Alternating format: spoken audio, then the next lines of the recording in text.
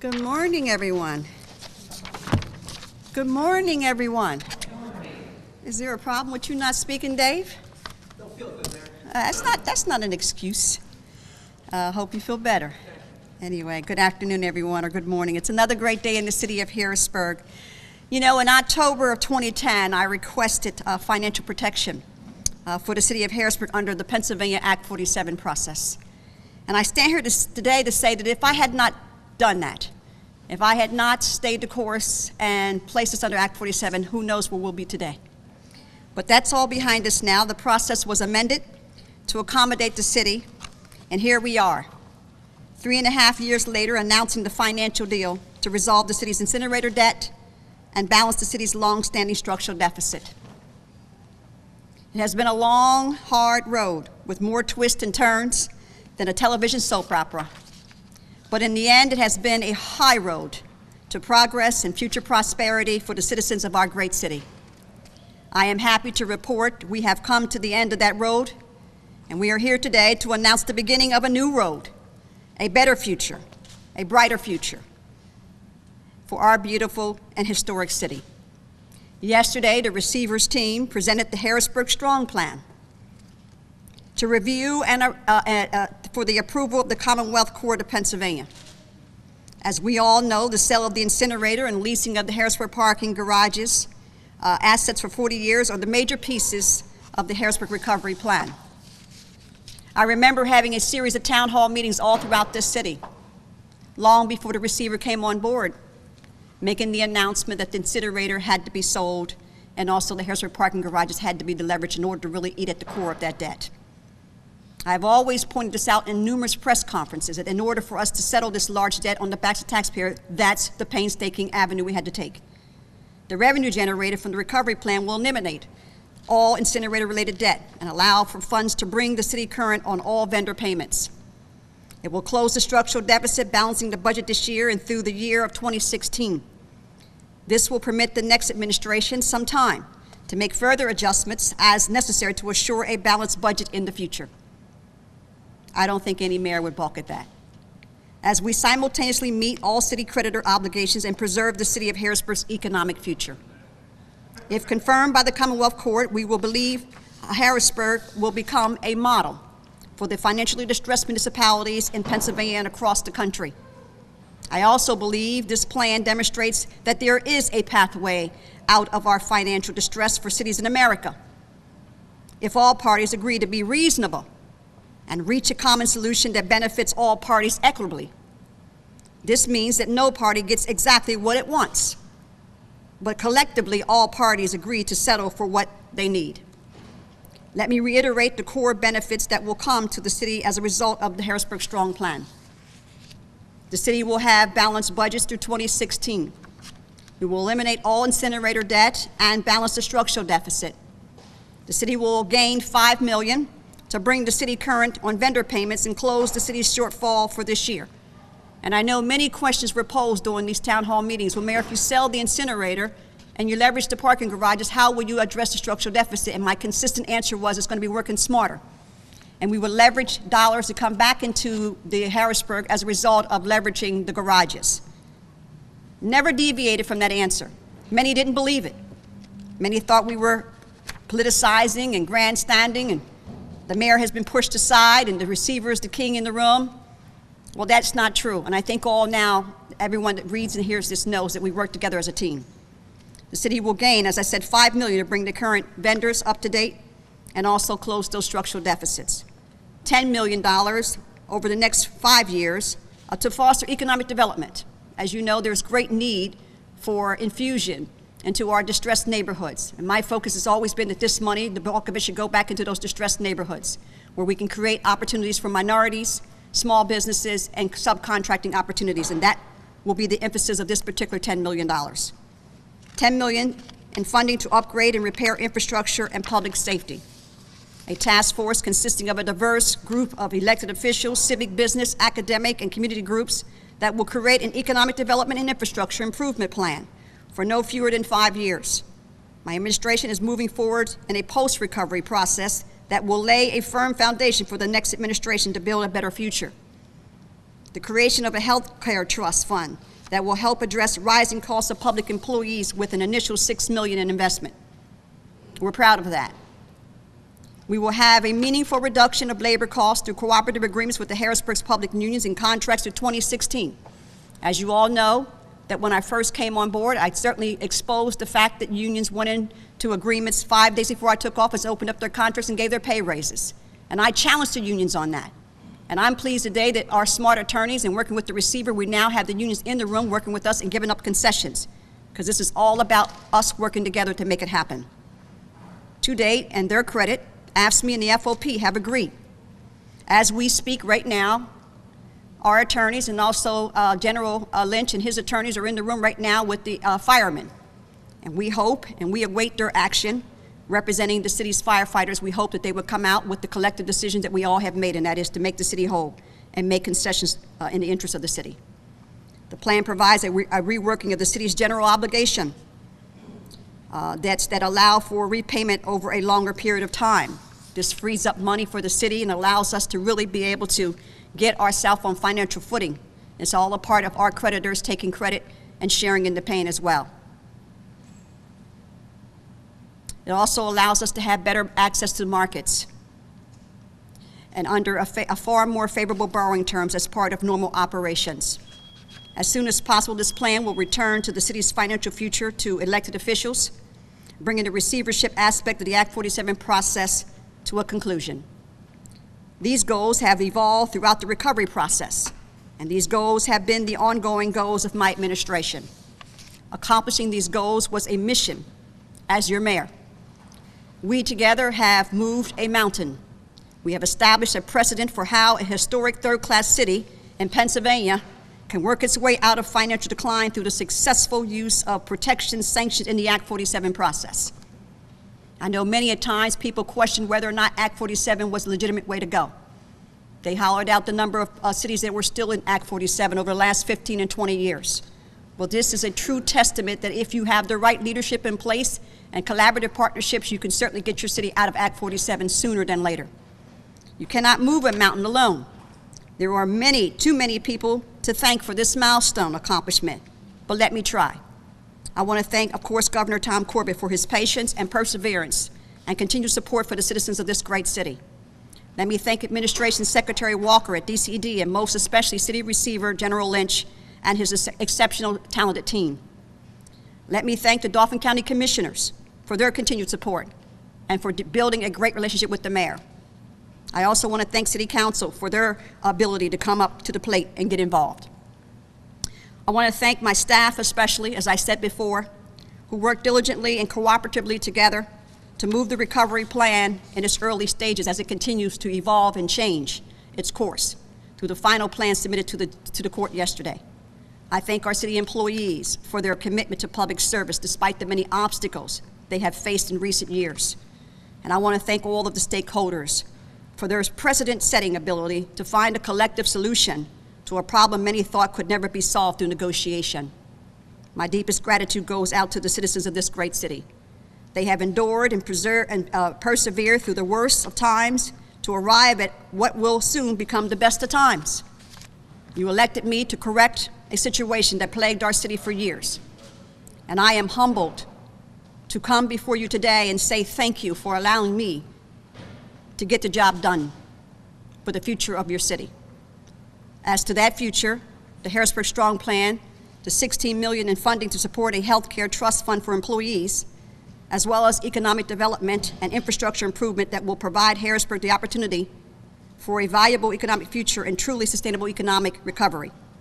Later this week, the Harrisburg Authority and I will announce another important step in the city's recovery. Collectively, the actions of the last 3.5 years have provided all of us a firm and secure foundation for the future. I want to thank you. I thank everyone involved in moving mountains, and I thank God for watching over this great, beautiful city and using my leadership to get the job done. And now I'm prepared to answer any questions from the media. Mayor, you said that the receivership role has come to a conclusion. So what does that mean? Is he done now? No, he's not done now. Of course, you know, the courts have to review the plan and decide whether it's a factual plan and whether it's really going to get the job done. our goal is to eventually phase the receiver out, and I don't think he has a problem with that. But you say his role has now come to a conclusion, indicating that it's done. No, No. no, his job is not done. Okay. What I'm saying is that once we set this up and the court approves the deal and the implementation moves forward, eventually the receiver will be done, which is what I've always said.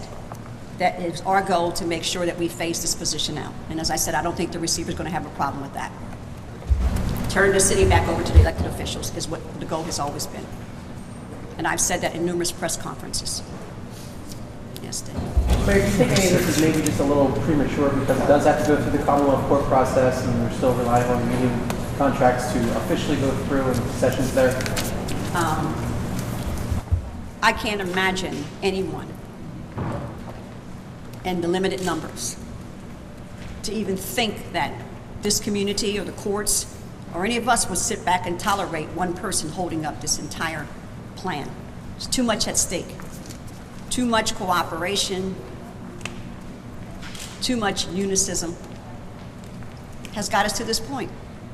And to have one person destroy it, it's not going to be tolerated.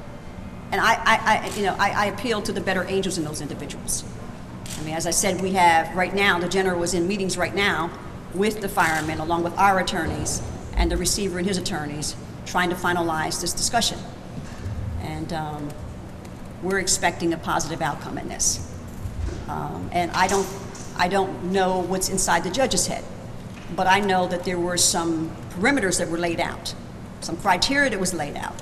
And I believe we've met all that criteria, and the facts will state that. So I don't see the judge being in opposition as well. Mayor, is it correct? So once the incinerator is sold, it'll cease to be a revenue generator for the city?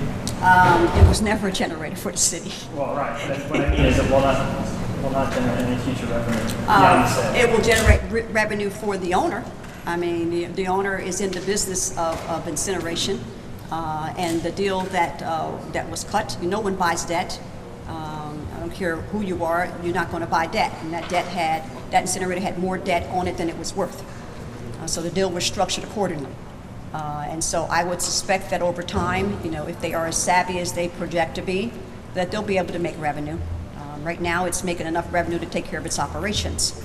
So obviously, there's some success there with the people who were managing it, but it was never a money generator for the city of Harrisburg, unfortunately, even though it was intended to be a revenue generator.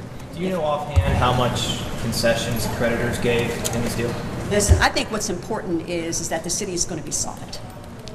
Everyone, as I said to you, I don't know if you were a reporter then, that when I first convened the first meeting with the creditors, my exact words to them was, everyone was sharing the pain. Everyone. And I remain consistent with pushing that forward. How much pain are they sharing? And again, I don't think at this point that I am concerned about whether they got $5 more or whether the county got $10 less. What I'm concerned about is that the city has been made whole. The debt's off the back of the taxpayers, and I just don't really find that to be significant. What I do find significant is that they came to the table and gave up concessions. That's the significant part here. But you don't know how much? If you want to know what they gave up, I suggest you call AGM and ask them. I'm going to be that fair that you can call AGM and ask them what they gave up. I'm not going to sit here and reiterate what AGM gave up. I'm just concerned about what the city did and what the city did in order to make itself whole. That's important to me. Next, I know that you've said time and again that this is part of your legacy, what you have done for the city. Do you think that's going to be remembered later on? I don't know. Are you going to be around long as a reporter? Because I would hope you would be a part of telling that story, Portia. I've had you in my office many a days telling you the stories, and I don't think I've deviated from what I'm saying here today. So hopefully you'll be a part of making sure that legacy doesn't go untold. Can you talk, I know City Council is going to be going to have the first reading of the residency requirement on eliminating that. And you said before to me that you want that to stay as is. How do you feel? Well, we put the legislation down there. In fact, every single piece of legislation that's down there before council tonight is what the administration worked hard to do. There comes a time in your leadership where you got to realize that in order to move things forward, you got to look at this collectively. And I have I have painstakingly watched, literally sat in hundreds of interviews myself, looking for the best and the brightest to run this city with me. And I got to tell you, the kinds of resumes we got were just absolutely not the kind of staff that this government deserves to have. I think that looking at other cities and what they've done, we got to recognize that the talent's got to come from everywhere. And as painstakingly as it was for me to give that up, that was a small piece in my decision with the global decisions that we made to get the job done. So I'm willing to give that up in exchange for great talent. And there's great talent around this region. There's great talent in the city of Harrisburg. What's surprising to me was that I didn't get a whole lot of resumes from residents in the city of Harrisburg. It's absolutely disappointing. Because if I had had an influx of resumes from residents from the city, I think I probably would have fought harder for the residency requirement. In fact, I made a last decision to include managers. I just made that decision last week to include managers because I was not going to allow the residency requirement to be a part of the negotiations that we had with the unions, because management always has been a part of the requirement of living into the city. And so, we have brought in some very excellent talent from the region, and asked a lot of these individuals to sell their houses and bring their families. There were some people that had to leave because they just could not sell their houses. And rather than to have the government turned upside down like it was when I came in, which was probably 100 positions were vacant when I came in. Those individuals had exited out of here before I became the mayor, and it was a struggle to get and replace that kind of talent in terms of having institutional knowledge. And so, it was a lot of painstaking. It was a painstaking process because the people that we brought in didn't have the institutional knowledge to get things done a lot quicker.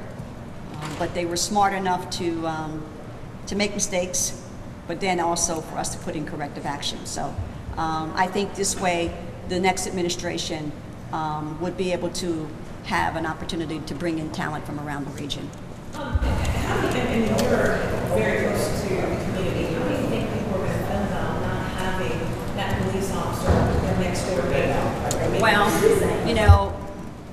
I fought that, and as you know, even during the debates, I said that our police should live in the city.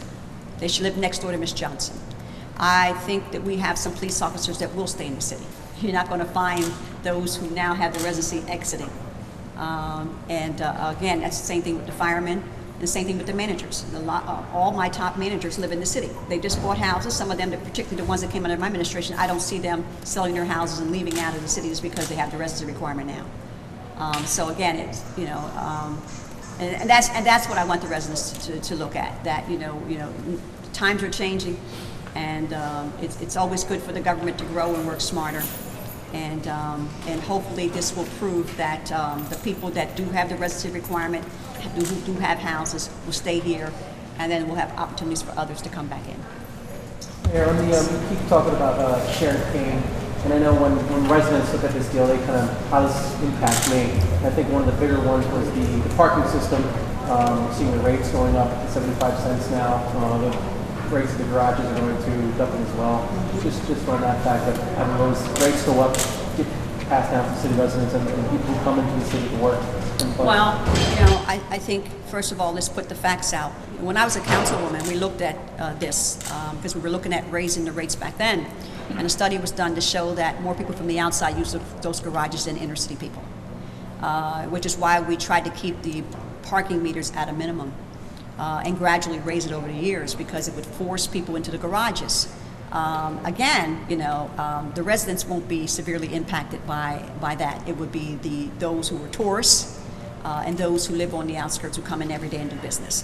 And so it's not a matter of sticking it to the surrounding communities.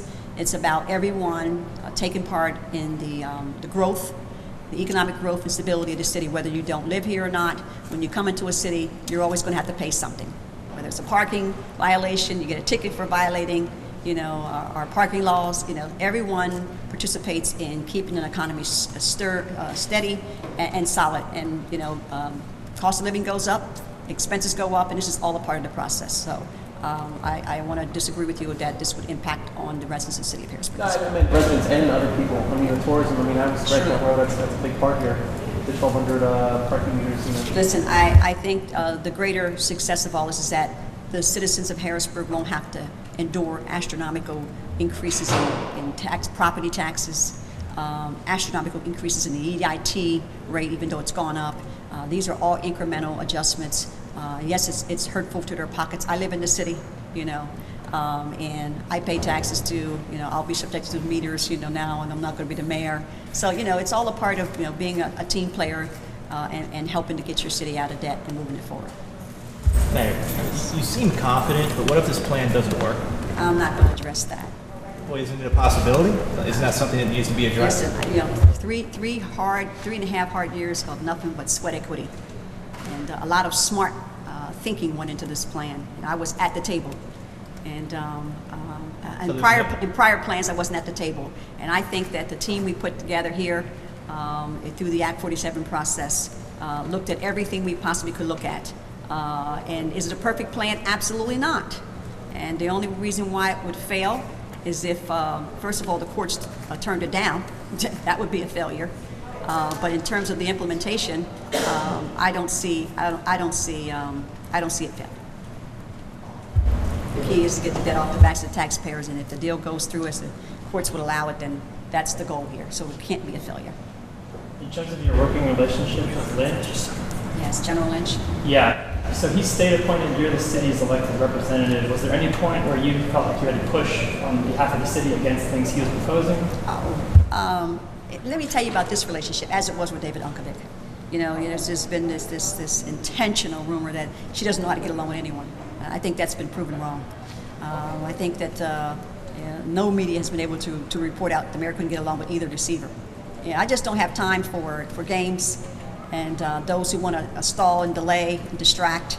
It was really about building those relationships, respecting one another, and respecting one another when we differ. The general did just that. He respected me.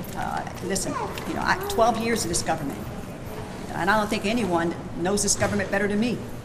That particularly those who were coming in from the outside, and that was the value that General Lynch saw in my leadership, and so did David Unkovic.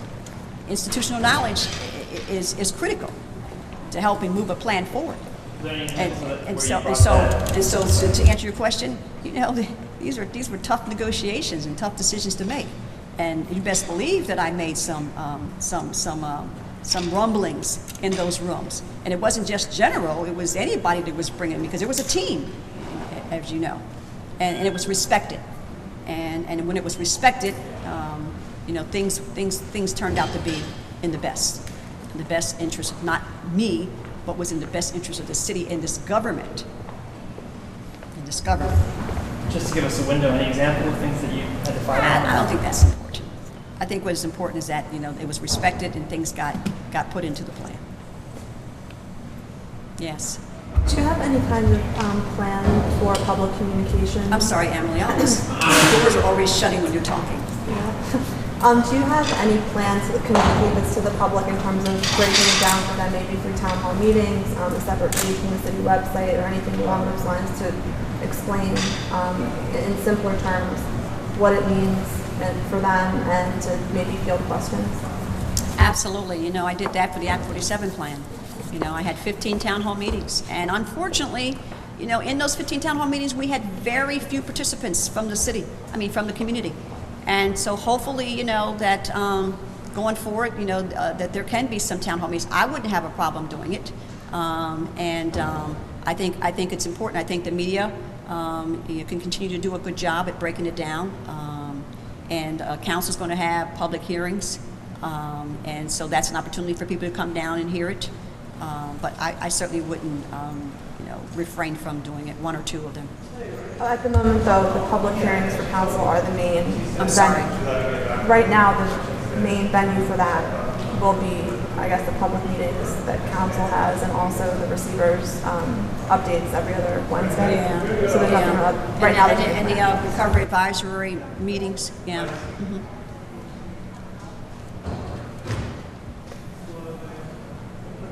And And I noticed that on the council's agenda, they're voting on 4 years of an EIT at Yes. 2% instead of 3 or it's through 2017. The plan only requires through 2016. Why the extra year? Well, again, you know, it's about making sure that the structural deficits are balanced, and everybody had to take part in that. And initially, you know, council was only going to vote for, you know, for it to end this year, and you know, as we continue to lay out the facts and the necessity of it, I've always said that the EIT was needed, you know, for the duration.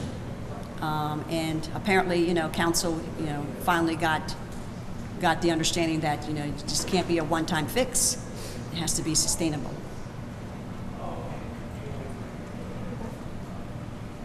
It's all a part of the global plan.